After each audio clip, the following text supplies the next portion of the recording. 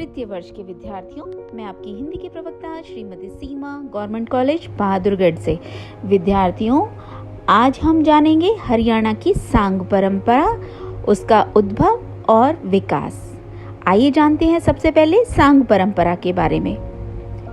दूसरे का रूप धारण करने के लिए जो वेश धारण किया जाता है उसे स्वांग कहते हैं।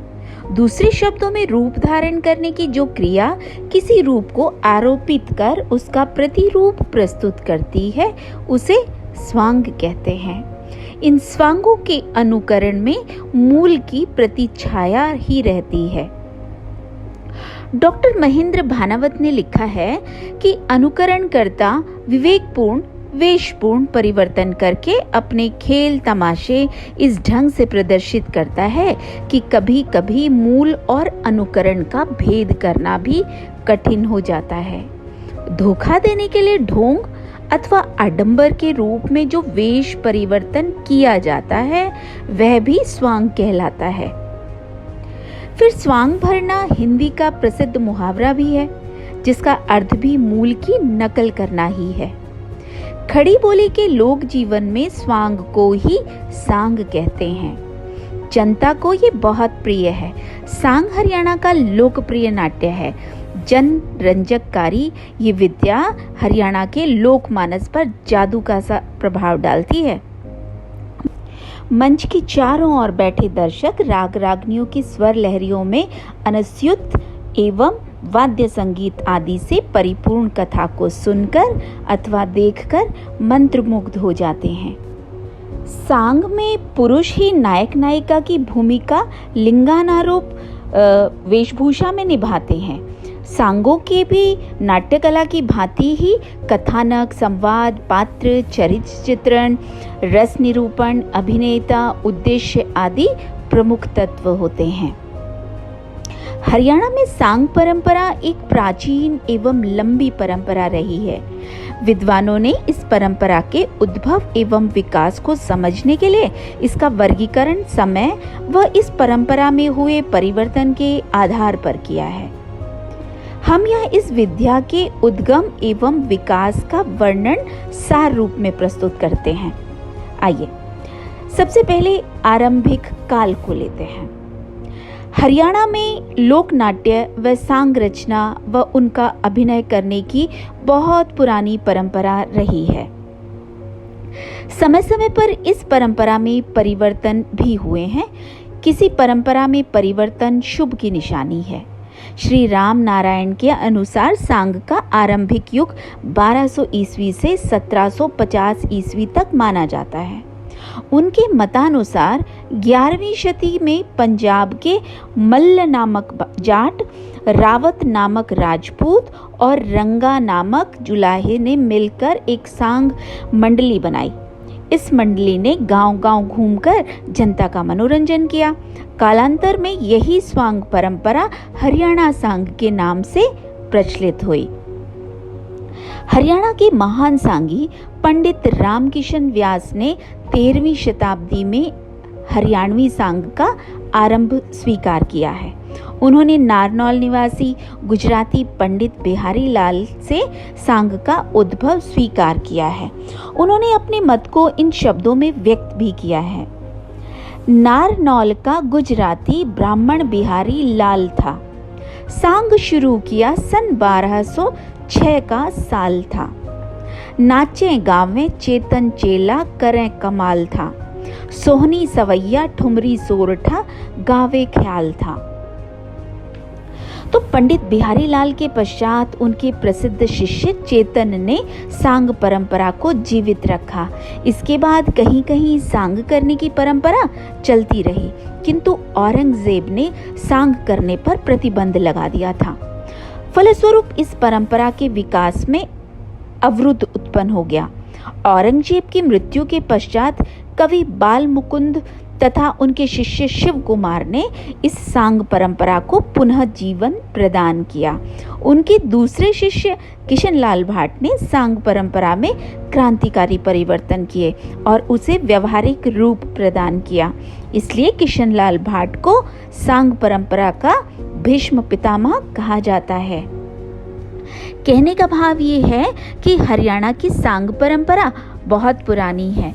सबसे पहला सांगी किशनलाल भाट को माना गया। उसका समय लगभग सन 1730 के आसपास माना गया है। उस समय एक व्यक्ति ढोलक बजाता था और दूसरा सारंगी। उनके आसपास 15-16 दर्शक आकर खड़े हो जाते थे। ये परंपरा कई वर्षों तक चलती रही। इस परंपरा में रामलाल खटीक और नेतराम के नाम लिए जा सकते हैं। ये परंपरा लगभग 170 वर्ष तक चलती रही। अब जानते हैं विकास काल के बारे में। हरियाणवी सांग परंपरा के दूसरे काल को उसका विकास चरण कहा जा सकता है, क्योंकि इस काल तक आते आते सांग का स्वरूप कला के रूप में प्रतिष्ठित हो चुका था। अब वह ढोलक व चिमटे वालों की मंडली नहीं रह गई थी। इस युग में अनेक सांगियों ने सांग परंपरा को आगे बढ़ाया और इसमें तरह तरह के परिवर्तन करके इसे कलात्मक स्वरूप प्रदान किया। इस युग में नूह तहसील के गांव अकड़ेहर के सादुल्ला ने कई सांग लिखे और उनका सफलतापूर्वक अभिनय करके सांग परंपरा के विकास में अपना महत्वपूर्ण योगदान दिया। उन्हें मेवाती जन कवि होने का गौरव भी प्राप्त है। सादुल्लाकृत मेवाती भाषा में महाभारत, जिसका शीर्षक है पंडून का कड़ा, बहुत ही चर्चित रही है। इस युग के दूसरे महान सांगी बंसीलाल का नाम भी बड़े आदर से लिया जाता है। उनके 3 सांग गुरु गुग्गा, राज गोपीचंद तथा राजा नल बहुत ही लोकप्रिय हैं। आइए जानते हैं अब उत्कर्ष काल अर्थात सांग के स्वर्ण युग को।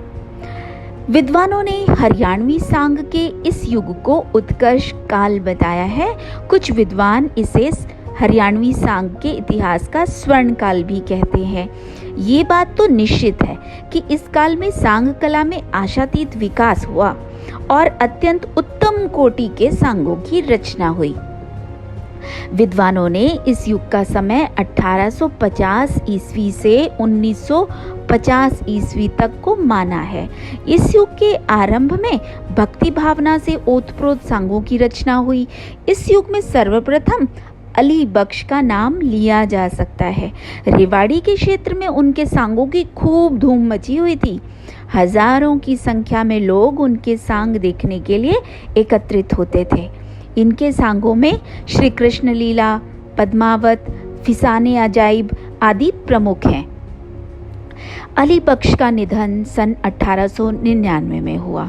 इसके पश्चात इनके धनिया मानिया नामक शिष्यों ने सांग परंपरा के विकास में अपना महत्वपूर्ण सहयोग दिया। इस युग के योगेश्वर बालक राम का नाम भी उनके सांगों के लिए बड़े आदर से लिया जाता है। उन्होंने पूरनमल भक्त तथा निहालदे नर सुल्तान नामक सांगों की रचना की।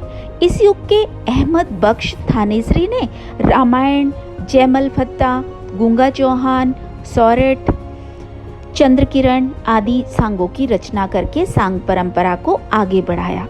इसी काल में हीरादास उदासी ने एक सांग रतन सेन राजा का की रचना की। 19वीं शती के मध्य में ताऊ सांगी का नाम सांग लेख के रूप में प्रसिद्ध रहा। उन्होंने रुक्मणी विवाह नामक पद्य सांग की रचना की। इस सांग में कुल 178 पद्य हैं। पंडित किशनलाल ने मोरध्वज, हरिश्चंद्र, भक्त प्रहलाद तथा उषा अनिरुद्ध नामक सांगों की रचना की। इसी युग में शादीराम ने हरियाणवी सांग परंपरा को आगे बढ़ाने में अपना महत्वपूर्ण योगदान भी दिया। उन्होंने रामायण के अतिरिक्त अनेक भजनों व गजलों की भी रचना की है। 20वीं शताब्दी के आरंभ में सांग के क्षेत्र में पंडित दीपचंद का आविर्भाव हुआ। पंडित दीपचंद काव्यशास्त्र एवं संस्कृत के विद्वान थे। उन्होंने सांग परंपरा में आमूल चूल परिवर्तन करके उसे नई दिशा और नया मोड़ दिया। दीपचंद ने अपनी ओजस्वी वाणी का प्रयोग करते हुए युवकों को अंग्रेज सेना में भर्ती होने की प्रेरणा दी है। पंडित दीपचंद ने सांगों का अभिनय करने के लिए अपनी एक सांग मंडली भी बनाई थी। पंडित मांगेराम सांगी ने इस विषय पर प्रकाश डालते हुए कहा है, 170 साल बाद फिर दीपचंद होगा। साजिंदे तो बजा दिए और घोड़े का नाच बंद हो गया। पंडित दीपचंद के बाद सांगी हरदेवा का युग आता है। हरदेवा पंडित दीपचंद का चेला था। उसने दीपचंद से अलग होकर अपनी सांग मंडली का गठन किया। उसकी सांग शैली की प्रमुख विशेषता थी कि उसने सांग को अधिक सहज एवं स्वाभाविक रूप प्रदान किया। हरदेवा की सांग परंपरा को चरतु भरतु ने आगे बढ़ाया। उन्होंने सांग में स्त्री वेश के में धारू की अंगिया के स्थान पर कुर्ते का प्रचलन किया तथा काफिया छंद के स्थान पर रागिनी का प्रयोग किया। उनकी प्रमुख रचनाएं हैं नल दमयंती, उत्तानपाद, जानी चोर, सोरठ सांडदे, राजा भोज, गोपीचंद महाराज आदि। सांग परंपरा को आगे बढ़ाने में दीपचंद के 2 शिष्यों स्वरूपचंद व हरदेवा का प्रयास भी सराहनीय रहा। इसी प्रकार हरदेवा के शिष्य बाजीराम ने भी कई सांग लिखकर इस परंपरा के विकास में अपना योगदान दिया। सांग परंपरा में पंडित लक्ष्मीचंद को बड़े आदर से याद किया जाता है। उन्होंने हरियाणवी सांग परंपरा को आगे बढ़ाने में महत्वपूर्ण योगदान दिया था। उनका समय 1923 ईस्वी से 1944 ईस्वी तक माना जाता है। वे अपनी सांग स्वयं ही लिखते थे। उनके आरंभिक सांगों में श्रृंगार की अधिकता थी, किंतु बाद में उनका ध्यान अध्यात्म की ओर खिंच गया था। पंडित लक्ष्मीचंद ने नई नई गायन शैलियों की रचना भी की थी। डोली उनकी प्रमुख गायन शैली थी। इस गायन शैली से गीतों में मधुरता का समावेश हुआ है। आइए अब जानते हैं सांग परंपरा का आधुनिक युग अर्थात स्वातंत्र्योत्तर युग। हरियाणवी सांग परंपरा के इतिहास के चतुर्थ युग को विद्वानों ने आधुनिक युग व स्वातंत्र्योत्तर युग कहा है।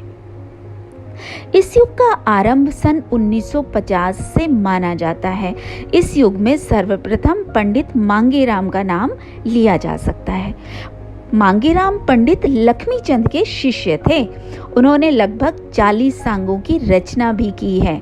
इनके सांगों में अमर सिंह राठौर, चाप सिंह, अजीत सिंह राजवाला, छैलबाला, रूप बसंत, हीर रांझा, पिंगला भरथरी, कृष्ण सुदामा आदि प्रसिद्ध हैं।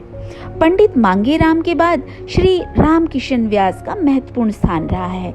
इन्होंने अनेक सांगों की रचना की।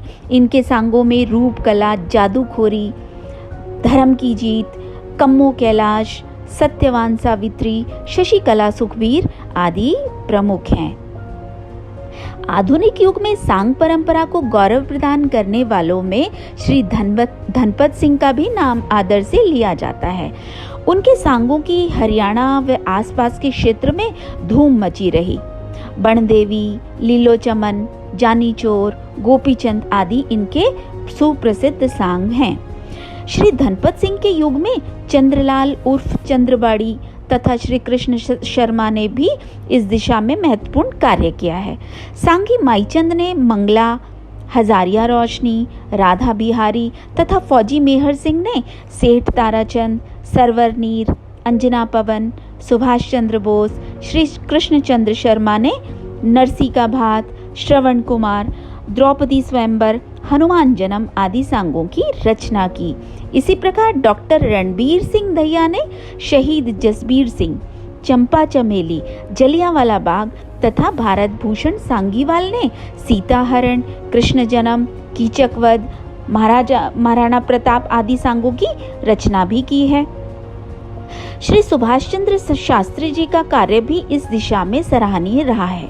उन्होंने दुर्गा भाभी, नेताजी सुभाष चंद्र बोस आदि सांगों की रचना करके सांग परंपरा को आगे बढ़ाया। इन सभी विवेचनों के आधार पर कहा जा सकता है कि हरियाणा प्रदेश में सांग मनोरंजन का ही साधन नहीं, अपितु जीवन के विविध पक्षों को उजागर करने वाली सशक्त विद्या है। इसकी एक समृद्ध परंपरा है।